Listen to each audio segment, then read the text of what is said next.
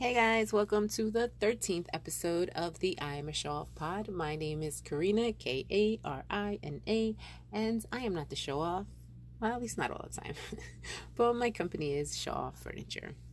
As I'm recording this, it is Thursday, November 5th, and we still do not have US election results, and it's driving me crazy. I know I'm not the only one binge watching election coverage.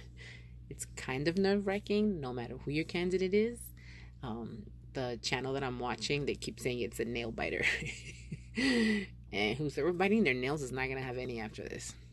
Babe and the kids are like, enough already. I have the TV on in the family room and in my bedroom. So when I work throughout the house on my laptop, I can continue to listen to the election coverage. You know how I've told you guys that I sit with two of my 3 kids on either side of me? Well... I'm trying to wean them off. I know I'm doing them a disservice because they're used to me being right there and helping them when they need it. But when they eventually go back to school, because eventually they will need to go back to physical school, I can't be there. So what are they going to do? I think it's a thin line to walk because I'm trying to empower them without them feeling like I don't want to help them. Plus, like I've said before, if I'm not there, they don't put as much effort. They don't put 100% effort if I'm not sitting right next to them. So with my special needs daughter, I'm trying to give her a lot of praise for being independent and doing everything on her own as much as she can. And with my son, I'm bribing him with fishing time. Like fishing, I was going to make a fish noise, but there's no there's no fish noise. So I'll make fishy mouth. So he fishes in our backyard, and I'm terrified of fish, and that's just one of my many phobias that I won't really talk about today. So the issue for me is that if he catches a fish, I'm the one who's gonna have to unhook it and throw it back. Just thinking about it, like something happens when I freak out and I make like this weird sound, like I don't know. Something like takes over my body. Usually, I don't let him fish unless Babe goes out with him in the back so he can unhook any fish that are caught. But if this is what I'm going to have to do to make him do independent distance learning, then so be it. You know what? There's a song that comes to mind.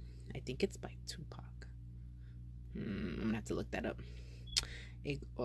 Excuse my non-singing voice. It goes something like this. What you won't do, you do for love. You try everything, but you don't give up. I think it's Tupac. But that's what comes to mind. Because a mother's love will have you face fears you normally would avoid at all costs. Man, I love my kids. And I hope one day when they're like, Mommy doesn't understand me, you look back on days like this where I face my fears for you and you realize Mommy loves you more than she loves herself. Anyway, I was asked by some listeners how Babe's doing. So I'll give you an update and thank you for asking. I appreciate it. He's doing better every day. Concussion syndrome is nothing you can just recover from one day to another, but he's doing better. And thank you for asking. Like I said, I appreciate it. Just one day at a time for him. He'll get to where he was before the accident, hopefully. But yeah, anyway, better every day. What else? Oh, I'm gonna give you a running update. There will be no updates today. Mind your business. That's how that's going. But I do have a fun update. Someone has graciously asked to help me with Shaw Furniture, and since I can't afford employees yet, I seem to now have a freelance intern. So those words go together, freelance and intern. Freelance, I'm saying freelance intern because it's going to be once in a while because he has a job, an actual job, and intern because, well, I can't pay him. So I don't know if that's right, but I'm saying freelance intern. We used to work, his name is Juan, and we used to work together, and I think he has a great artistic vibe, and he has graphic designer skills, so I'm excited for any help that he can provide. While talking to him the other day, he mentioned using Wix, Wix, instead of WordPress for the website for different reasons. So, has anyone out there that's listening ever used both Wix and WordPress? Just like so you can give me some comparison feedback. Wix sounds like it provides more options, like for design, but then WordPress, to me, it seems easier. But I'm super new at this, so I don't know, which is why I'm asking for you guys' feedback. Maybe one day I'll have Juan on to give some tips or tricks on content creation. Like he's already given me a good tip to maximize showoffurniture.com exposure.